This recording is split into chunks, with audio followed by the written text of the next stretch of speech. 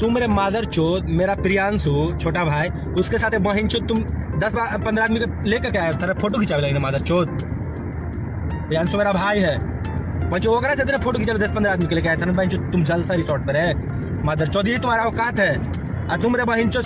मगहिया जवान के बहुत तगड़ा जवान दिए, पवन सिंह के बहुत बड़े फैन हैं जो कि आर्यन सिंह जाने जाते हैं, जो कि लाइव आके खूब ज़्यादा रेले हैं जो कि मगहिया जवान के, जो कि जब से क्या देखा जाए पावर स्टार पवन सिंह के गाना आया था जो कि सनी लियोन के साथ में, तब से मगहिया जवान ने पावर स्टार पवन सिंह के बहुत सारा विरोध कर। तो उसी बीच में जो कि उनका बहुत बड़े फैन है जो कि आर्यन सिंह माने जाते हैं, मगहिया जवान के पूरी तरह से फाड़ दिया गया। लाइव में बोला गया कि प्रियांशु सिंह के तुमने 10 आदमी के लेकर मारे, जो कि काफ़ी ज़्यादा बवाल हो चुकी है भोजपुरी इंडस्ट्री में, जो कि आप लोग देख सकते हैं लाइव आके, जो कि खूब बहुत ही बर्दाश्त होने वाला है लाइव में, जो कि पावर स्टार पवन सिंह के फैंस लोग अब चुप नहीं बैठेंगे।